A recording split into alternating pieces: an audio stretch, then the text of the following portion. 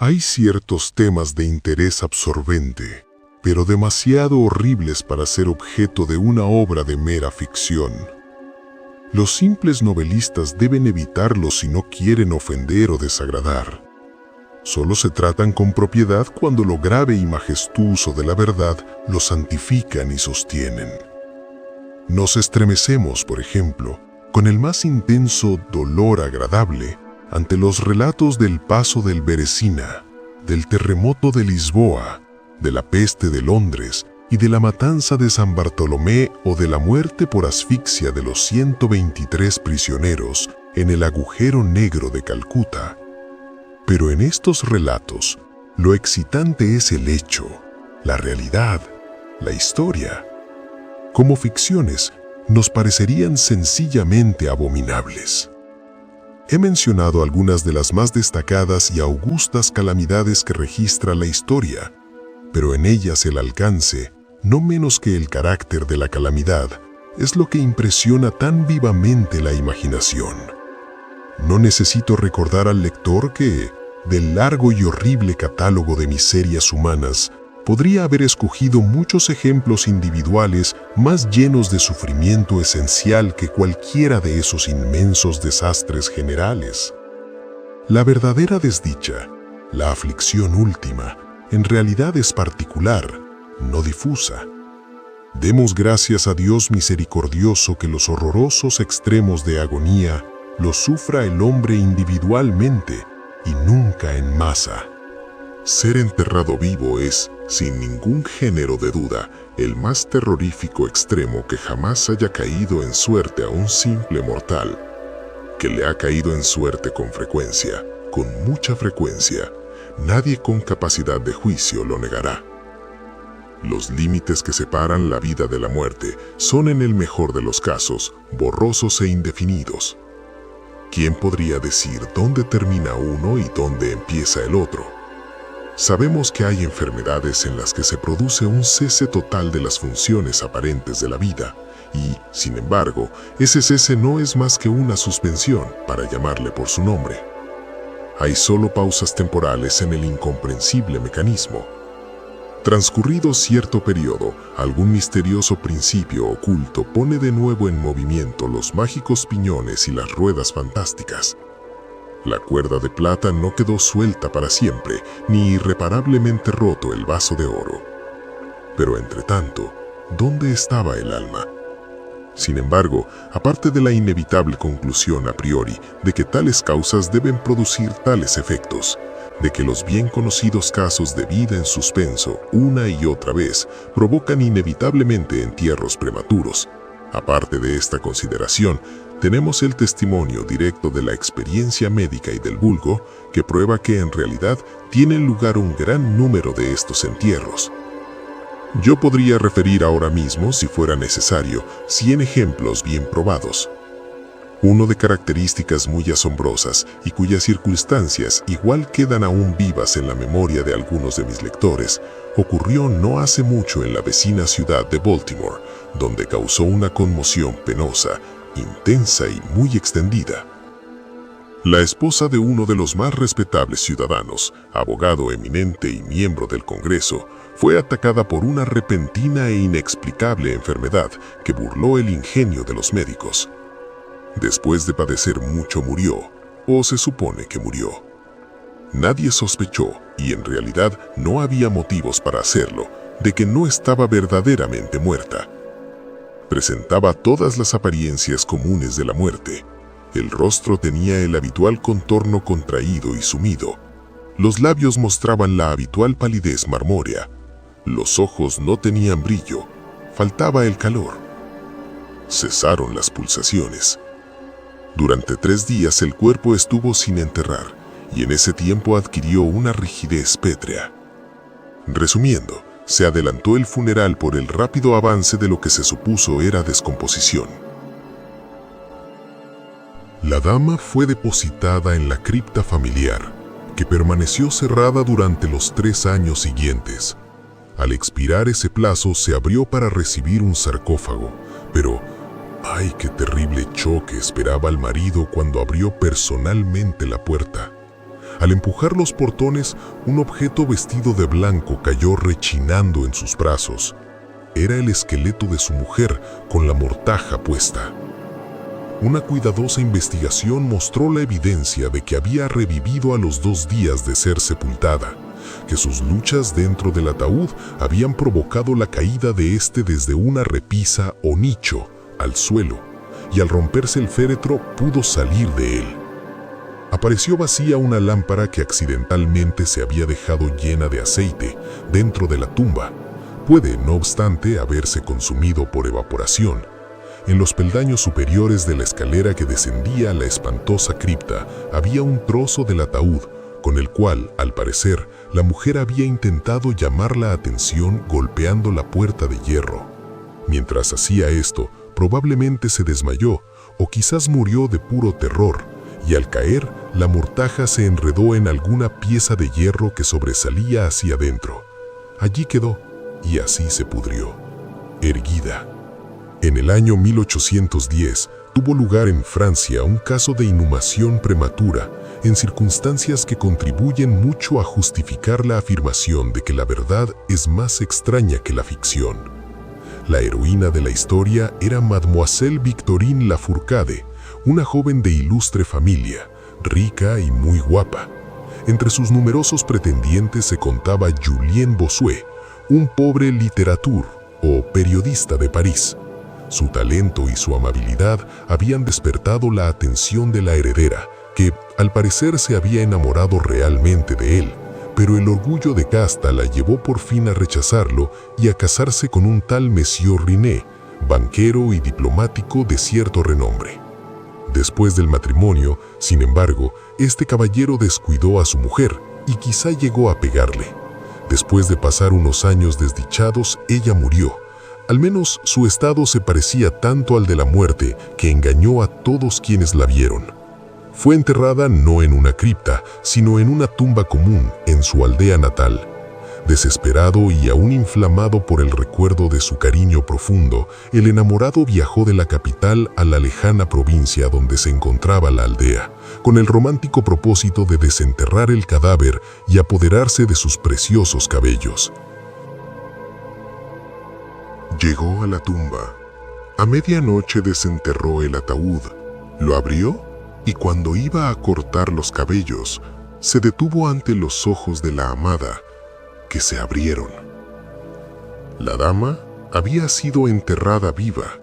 Las pulsaciones vitales no habían desaparecido del todo y las caricias de su amado la despertaron de aquel letargo que equivocadamente había sido confundido con la muerte. Desesperado, el joven la llevó a su alojamiento en la aldea. Empleó unos poderosos reconstituyentes aconsejados por sus no pocos conocimientos médicos. En resumen, ella revivió. Reconoció a su Salvador.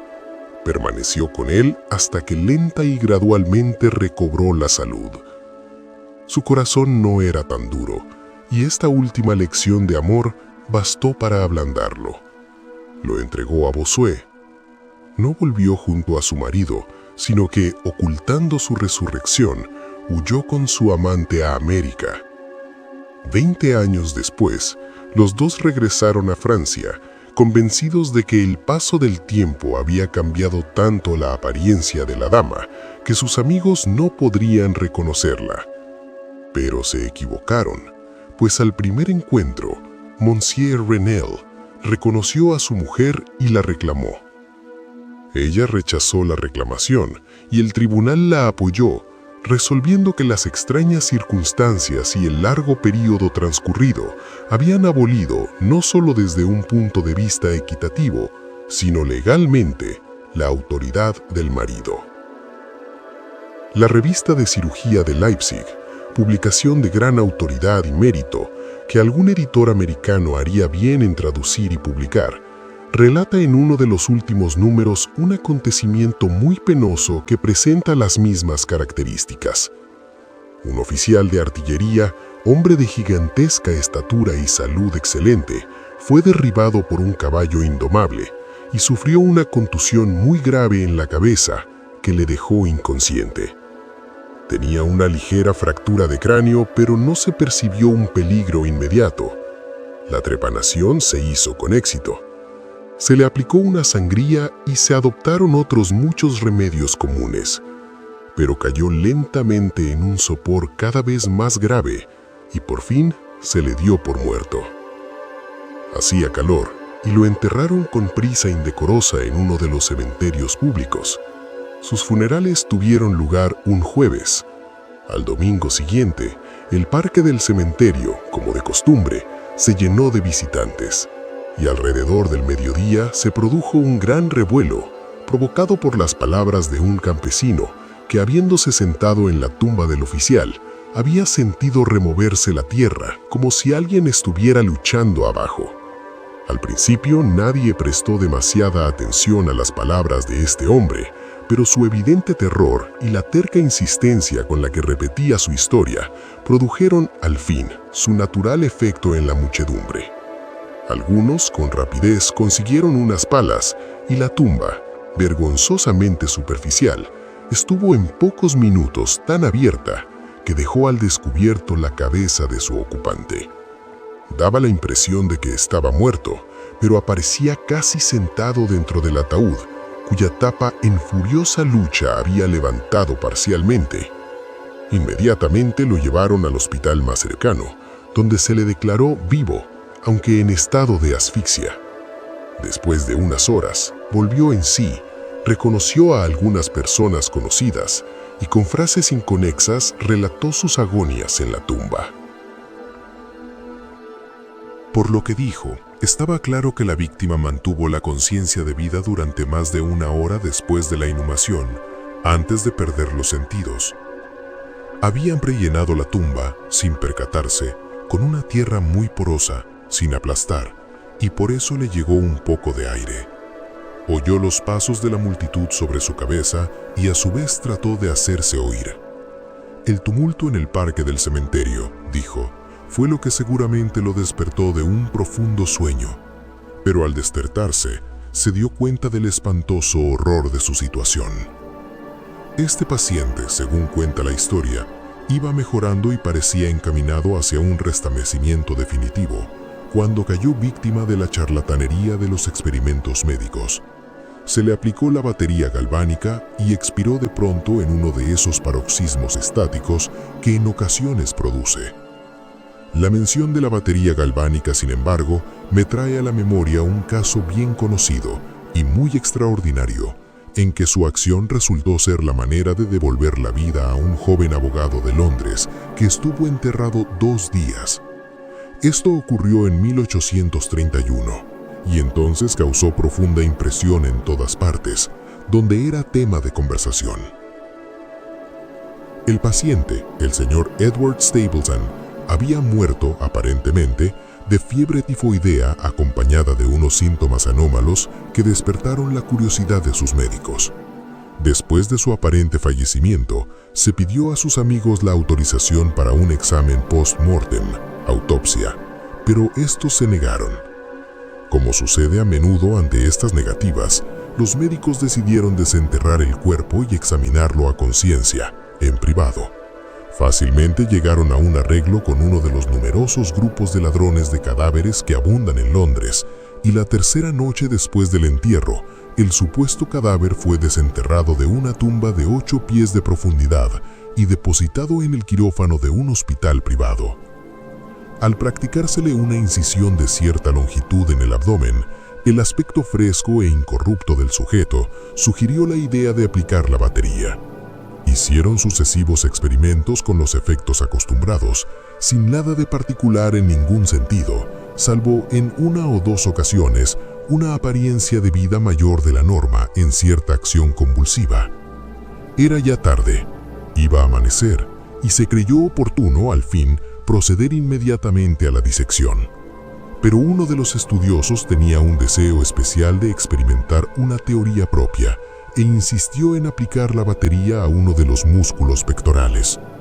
Tras realizar una tosca incisión, se estableció apresuradamente un contacto.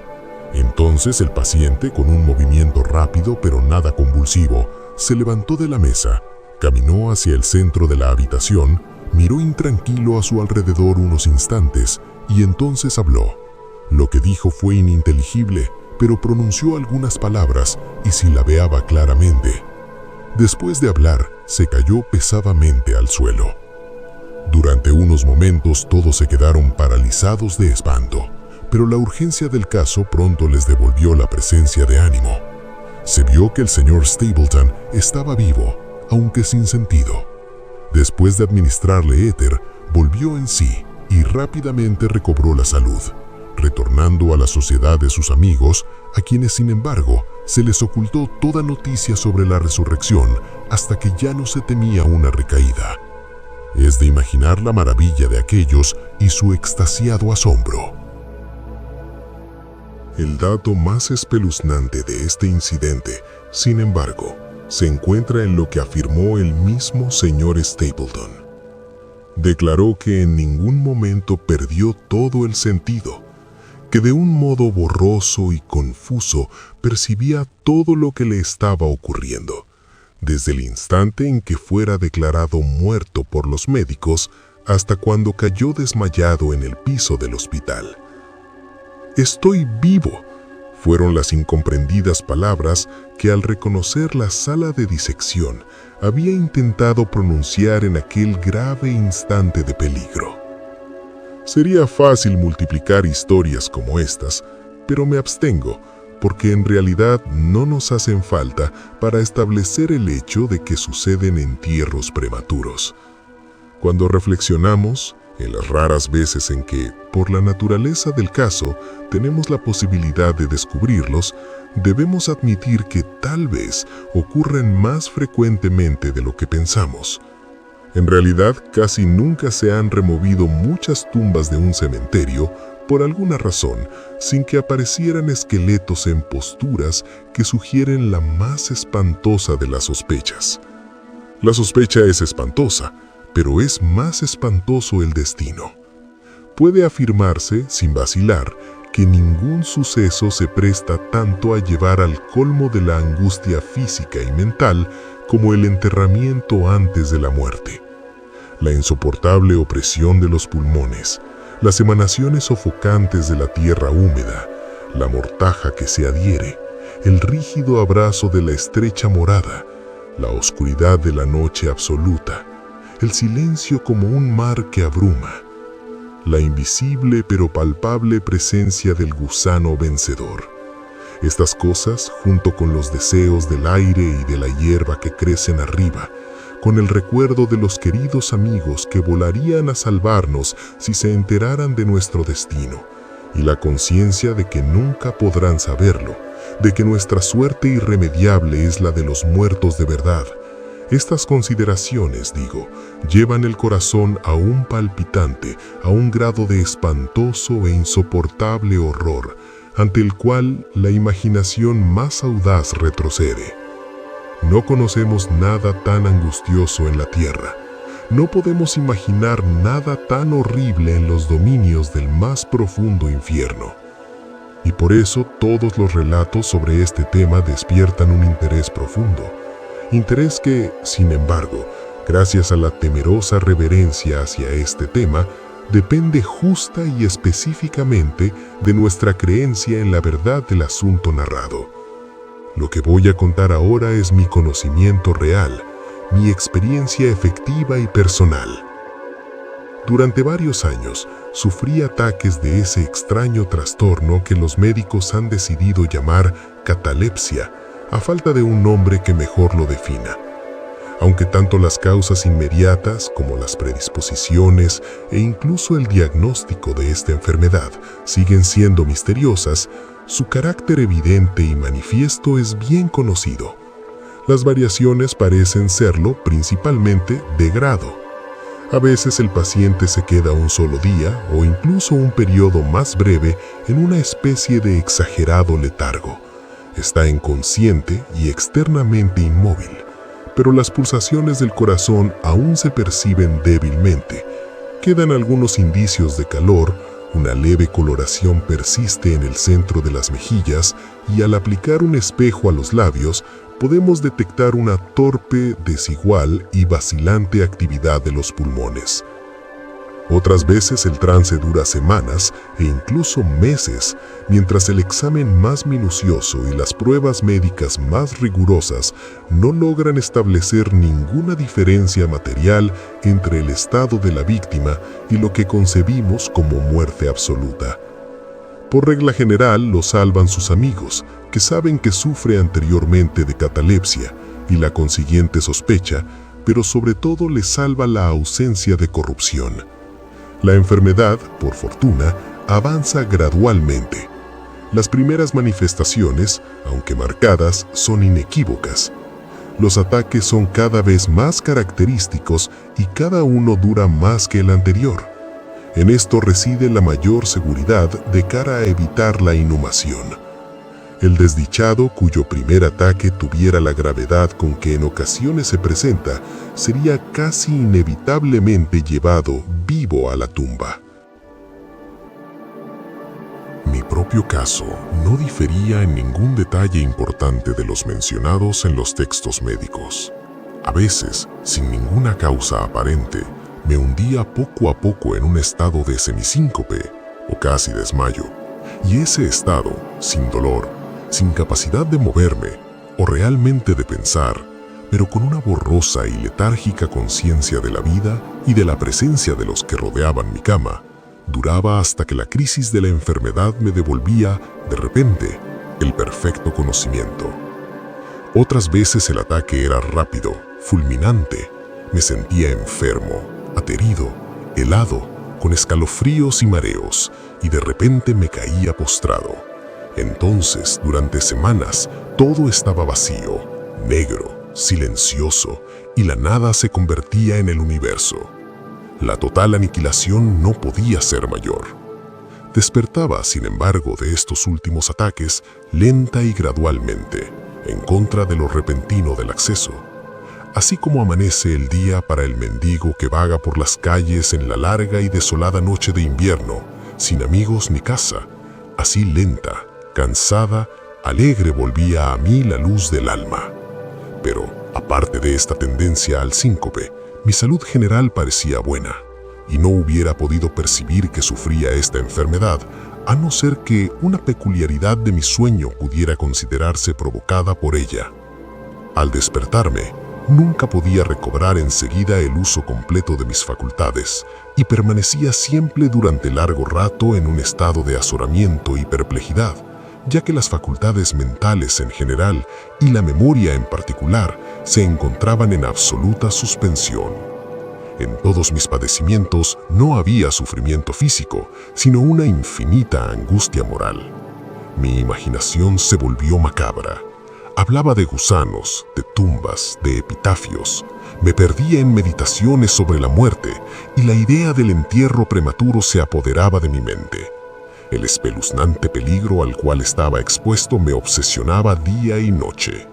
Durante el primero, la tortura de la meditación era excesiva. Durante la segunda, era suprema. Cuando las tétricas tinieblas se extendían sobre la tierra, entonces, presa de los más horribles pensamientos, temblaba como las trémulas plumas de un coche fúnebre. Cuando mi naturaleza ya no aguantaba la vigilia, me sumía en una lucha que al fin me llevaba al sueño, pues me estremecía pensando que al despertar podía encontrarme metido en una tumba. Y cuando por fin me hundía en el sueño, lo hacía solo para caer de inmediato en un mundo de fantasmas sobre el cual flotaba con inmensas y tenebrosas alas negras la única, predominante y sepulcral idea. De las innumerables imágenes melancólicas que me oprimían en sueños, elijo para mi relato una visión solitaria. Soñé que había caído en un trance cataléptico de más duración y profundidad que lo normal. De repente una mano helada se posó en mi frente y una voz impaciente, farfullante, susurró en mi oído: «Levántate». Me incorporé. La oscuridad era total. No podía ver la figura del que me había despertado. No podía recordar ni la hora en que había caído en trance, ni el lugar en que me encontraba.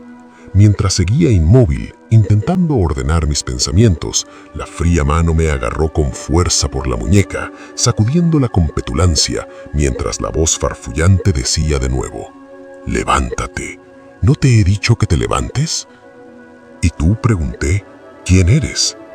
«No tengo nombre en las regiones donde habito», replicó la voz tristemente. «Fui un hombre y soy un espectro. Era despiadado, pero soy digno de lástima. Ya ves que tiemblo, me rechinan los dientes cuando hablo, pero no es por el frío de la noche eterna. Pero este horror es insoportable. ¿Cómo puedes dormir tú tranquilo? No me dejan descansar los gritos de estas largas agonías. Estos espectáculos son más de lo que puedo soportar. Levántate, ven conmigo a la noche exterior y deja que te muestre las tumbas. ¿No es este un espectáculo de dolor? Mira». Miré, y la figura invisible que aún seguía apretándome la muñeca consiguió abrir las tumbas de toda la humanidad, y de cada una salían las irradiaciones fosfóricas de la descomposición, de forma que pude ver sus más escondidos rincones y los cuerpos amortajados en su triste y solemne sueño con el gusano. Pero, ¡ay!, los que realmente dormían, aunque fueran muchos millones, eran menos que los que no dormían en absoluto, y había una débil lucha, y había un triste y general desasosiego, y de las profundidades de los innumerables pozos salía el melancólico frotar de las vestiduras de los enterrados. Y entre aquellos que parecían descansar tranquilos, vi que muchos habían cambiado en mayor o menor grado la rígida e incómoda postura en que fueron sepultados. Y la voz me dijo de nuevo mientras contemplaba: ¿no es esto, acaso, un espectáculo lastimoso? Pero antes de que encontrara palabras para contestar, la figura había soltado mi muñeca.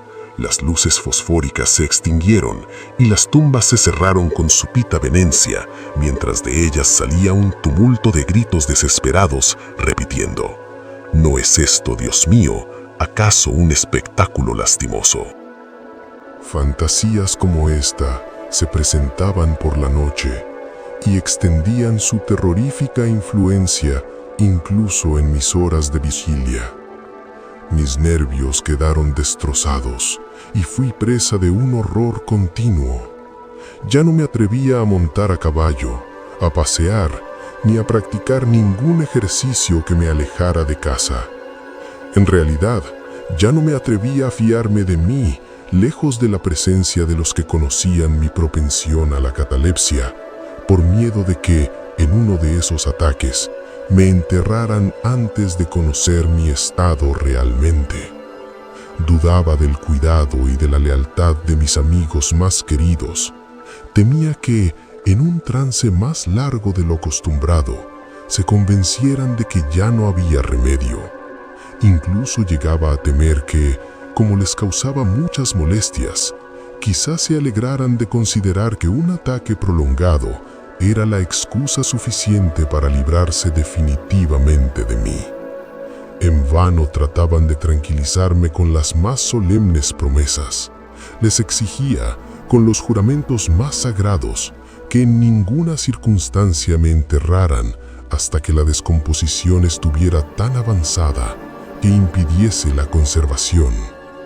Y aún así mis terrores mortales no hacían caso de razón alguna, no aceptaban ningún consuelo.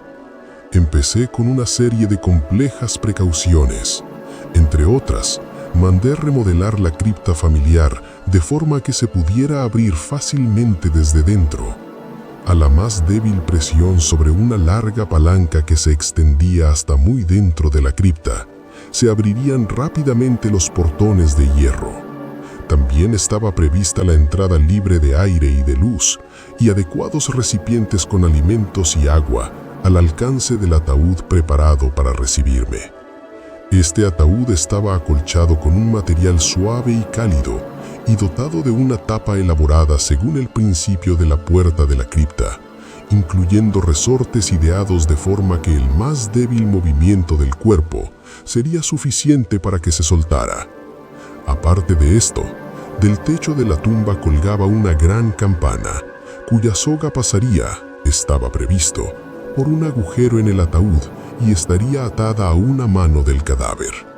Pero, ¡ay!, ¿de qué sirve la precaución contra el destino del hombre?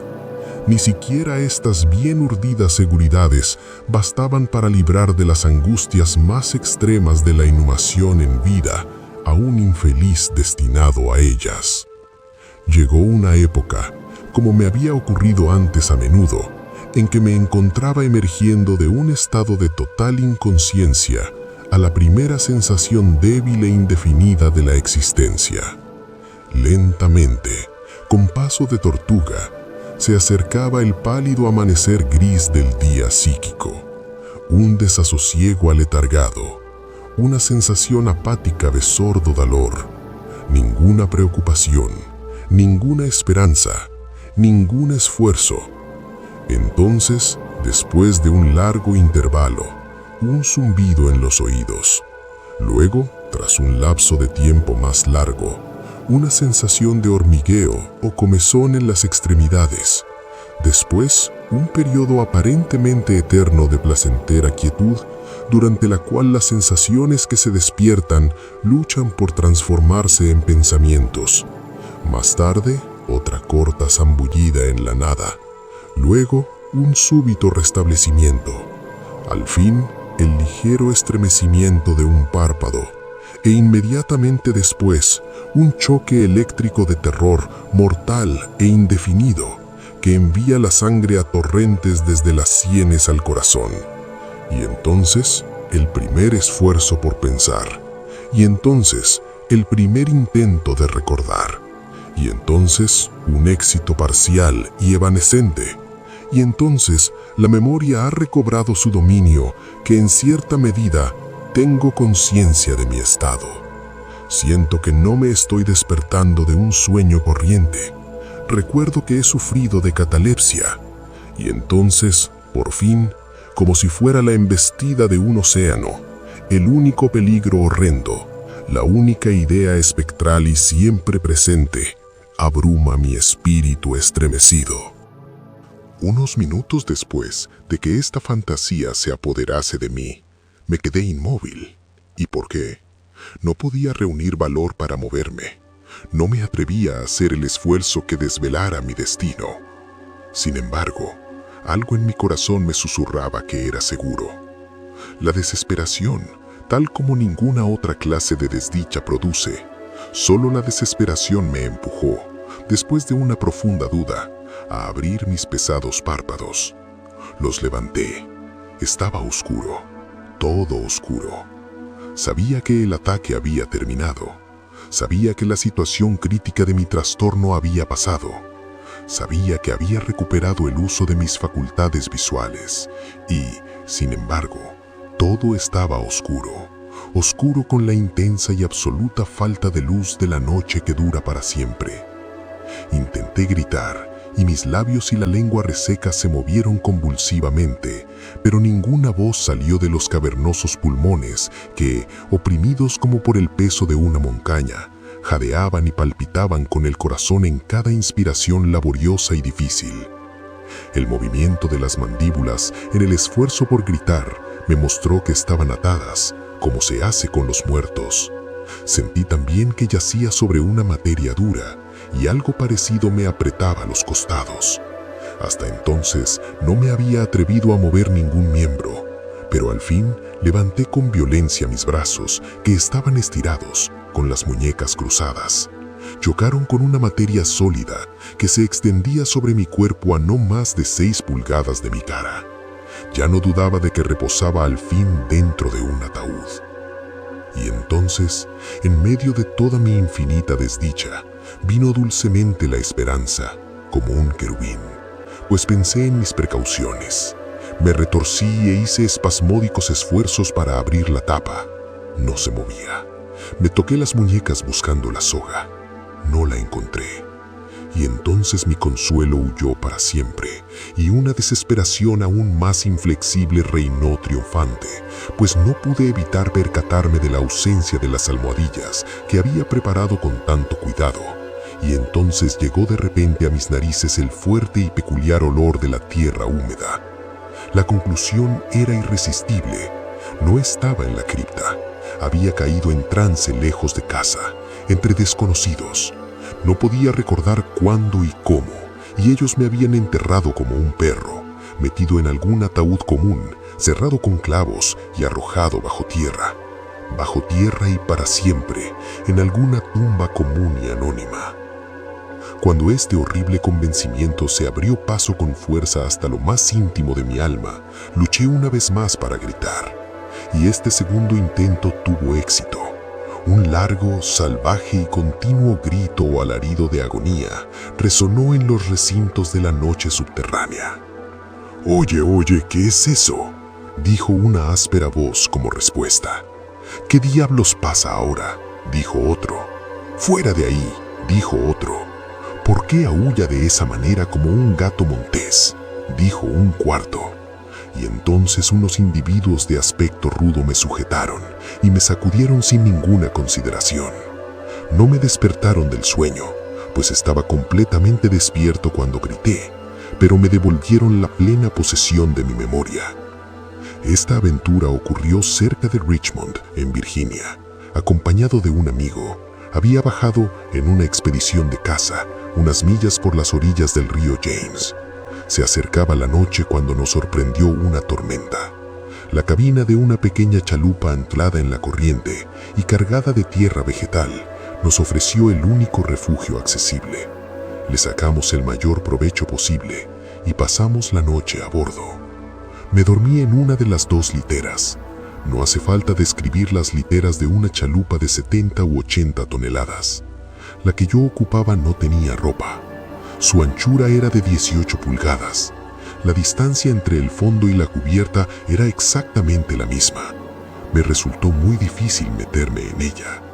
Sin embargo, dormí profundamente y toda mi visión, pues no era ni un sueño ni una nesadilla, surgió naturalmente de las circunstancias de mi postura, de la tendencia habitual de mis pensamientos y de la dificultad que ya he mencionado, de concentrar mis sentidos y sobre todo de recobrar mi memoria durante largo tiempo después de despertarme. Los hombres que me sacudieron eran los tripulantes de la chalupa y algunos jornaleros contratados para descargarla. De la misma carga procedía el olor a tierra húmeda. La venda alrededor de las mandíbulas era un pañuelo de seda que me había atado la cabeza a falta de gorro de dormir. Las torturas que soporté, sin embargo, indudablemente fueron en ese momento iguales a las de la verdadera sepultura. Eran de un horror inconcebible, increíblemente espantosos. Pero del mal procede el bien, pues su mismo exceso provocó en mi espíritu una reacción inevitable. Mi alma adquirió temple, vigor. Salí fuera, hice ejercicios duros, respiré aire puro. Pensé en más cosas que en la muerte. Abandoné mis textos médicos, quemé el libro de Buchan. No leí más pensamientos nocturnos, ni grandilocuencias sobre cementerios, ni cuentos de miedo como este. En muy poco tiempo me convertí en un nuevo hombre vivo y viví una vida de hombre.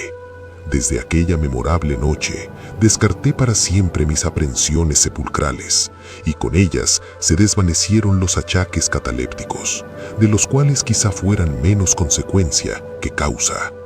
Hay momentos en que, incluso para el sereno ojo de la razón, el mundo de nuestra triste humanidad puede parecer el infierno, pero la imaginación del hombre no es gratis para explorar con impunidad todas sus cavernas. ¡Ay! La jerga legión de los terrores sepulcrales no puede considerarse como completamente imaginaria, pero los demonios en los que Afrasiab hizo su viaje por el Oxus tienen que dormir o nos devorarán. Hay que permitirles que duerman o pereceremos.